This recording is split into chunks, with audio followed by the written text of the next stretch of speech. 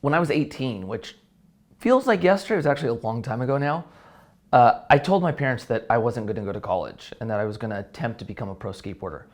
And the look on my mom's face was just sheer panic. She was frightened. Back then, I didn't understand it. I'm a parent now. I kind of have more sympathy. But one thing that she did to try to help her feel comfortable with the path I was headed down was to encourage me to go see a financial advisor. And so she set me up with the advisor that they used. I go into his office, I'm 18, I'm with my mom and my dad, and he asked me a very simple question, and I had no clue how to respond to it. And that was, when do you want to retire? I looked at him dumbfounded. Didn't know what that meant, and I didn't know how much I needed to save or invest to even get there. But what was cool about it is that one question would be the question that ended up changing kind of my entire financial future. And so that's what I'm hoping to do with this video, to have that same kind of eye-opening moment that I had to help everyone watching actually understand how to do this and start building out the plan to achieve it.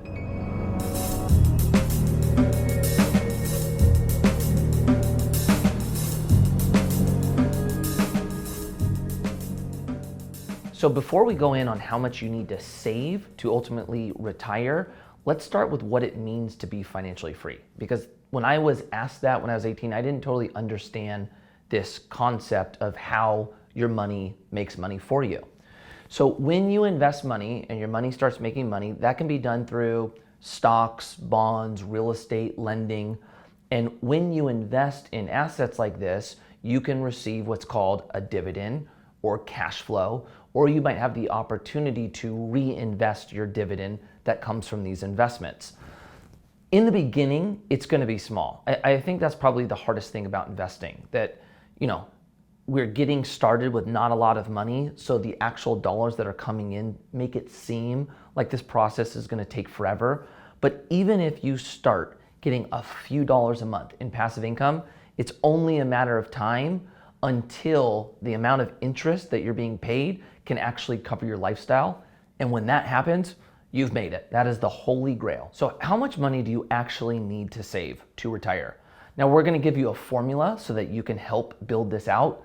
But one thing that is difficult, everybody makes a different amount of money. So we're going to kind of go off of averages. In your 20s, the average income, or let's say the average income for a 25-year-old is about $40,000 a year. Then you have the 1% that are making about $135,000 in their early 20s. Experts are going to say that you should save about 10% of your income. If you can save more than that, right, you're closer to the high end, then totally do it. But even making $40,000 a year, which is the average, it is possible for you to save about $4,000 a year. When we start saving this money, it's actually not going to go to investing right away. We're going to start by building our emergency fund.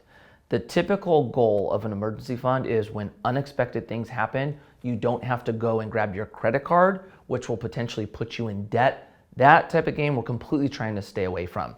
So this is just trying to position ourselves so when bad things happen, we don't have to change anything that we have working at the moment. The goal for your emergency fund is to have about 6 months of expenses built up. There's kind of two different points on this part though. Some people will say save 6 months for your emergency fund first, then start investing after that. Other people will say save $1,000 for your emergency fund, and then after that, still contribute every month to your emergency fund, but start getting invested as well. So you're kind of splitting the difference. In my perspective, there's pros and cons to both. I don't think you have to land on one or the other. I'm gonna kind of let you pick what you think is best for yourself. Once you have your emergency fund covered, the next thing you're gonna do is open a Roth IRA and start funding this bad boy. This is an incredible vehicle. It's long-term, so this money's gonna be invested until you're 59 and a half, but all of the growth, the gains, are gonna be tax-free. You max out at about $6,000 a year. You max out at $6,000 a year, and then you'll get to a point where you're gonna have additional money to invest. If you wanna invest in the market after that, totally go ahead. You'll eventually get to the point of investing in real estate, maybe some other opportunities. But when you're getting started, if you don't know what to invest in, I would listen to Warren Buffett, greatest investor of all time. He said, If you don't know what to invest in a low-cost S&P 500 index fund. You'll be totally good with that. Now, why it's so important when you're in your 20s. So if you're watching this and you're young, if your goal is to live off, let's say, $100,000 of passive income, right? You're not working for it. $100,000 every year is coming in from your investments. You're gonna need about $2.5 million invested to achieve that. Now, that might sound like, such a far ways away that it's not possible, but with investing and ultimately the power of compound interest, time is your biggest friend because your investments really start compounding and ultimately multiplying at a pretty rapid rate. A great example of this, if you were to save the $4,000 that we originally talked about and invested that every month in a Roth IRA, you'd be investing $334 each month. By the time you retired at, let's call it 62, that $168,000 contribution would now be worth $2.5 million. You never had to increase your investment, you just had to continue doing so. That is incredibly powerful. That number is based on historical performance in the market. The historical average annual return would have got you to that point. So what that does is show you that discipline and time is going to put you in a great spot when you're older. As we move into our 30s, we actually increase our ability to save money because generally our income increases as well. The average income for a 35-year-old is $66,000 a year. If you're shooting for the 1%, it's a little over $200,000 a year. At this point, experts are going to recommend that you have 1x your income saved and invested. So if you're making your 66 grand a year, we want a little bit over 60 grand invested and saved. This part in your 30s, and this is really where I started feeling it, you kind of start putting yourself up against the idea of keeping up with the Joneses, or you start seeing your friends buy houses, buy cars, and the need to feel like you have to keep up with them starts becoming a real pressure. If I can leave you with one thing, keep your mind focused on what we're trying to achieve here. We're trying to achieve financial freedom. Most people do not put money aside for their future. And so remember this part. We're not headed down the same path as them, so let's not act like them as well. Let's stay focused and stay disciplined. Now moving into our 40s, which I'm not technically 40 yet, getting pretty close, but 40s are known as our highest earning years. This is when all of the work and grind from our 20s and 30s really start to pay off. For skaters, it's a little bit different. Typically for skaters, our highest earning years are in our late 20s, sometimes goes into our 30s, and then it kind of starts falling off typically after that. For me personally, 34, all my income went away. Thankfully, I had done a lot of planning leading up to that point. We started Commune, and at that time, I didn't need to pay myself. So a lot of our revenue that we were making, we were putting back into the company, bringing people on to kind of help build the business. This year, I was able to start paying myself. The company's been doing really well. I say that because the athlete does have a little bit of a different process to get there. If you're an athlete and you're trying to navigate through this, feel free to hit me up and we'll kind of work this out for you guys. Now moving for kind of the general scope of people. The average annual income for a 45-year-old is about $80,000 a year. The 1%, they're doing about $320K. The experts say that by this time, you should have 3x your annual income invested. So on average, we should have about $240,000 invested at this point. Now, if we're gonna get there by 45, we need to be saving, investing about 15 or 20% in our 20s. So what you're gonna see by the end of this video, it's actually pretty simple what it takes, but it all comes down to consistency and discipline, and it's more about just staying on the path. As we move into our 50s, not much changes as far as income increase. It actually goes down a little bit. The average income for a 55-year-old is about $77,000 a year. The average for the 1% does go up. It's about $450K a year.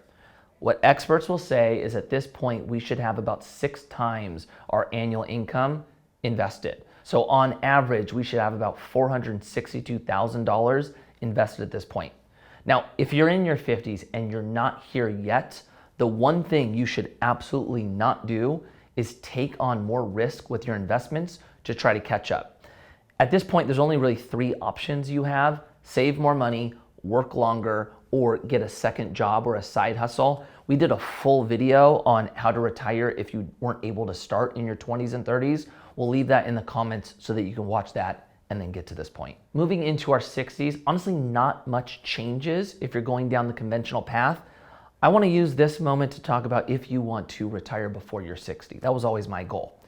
And how you do that is kind of by reverse engineering based on what your financial freedom number is.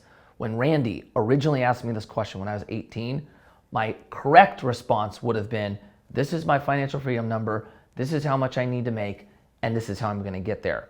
How you find out this number is based on what you want to live off of. The first example we gave about making $100,000 a year in passive income. When you know what you want coming in, you take that number and you multiply it by 25. That's how we got the 2.5 million invested. The reason we do that is because we expect that we can make about 4% off our investable assets without putting our total investable assets at risk of becoming smaller. That allows us to pull the 100K and continue to maintain the 2.5 invested. If you want to make more than that, let's say you want to make 250 grand a year in passive income.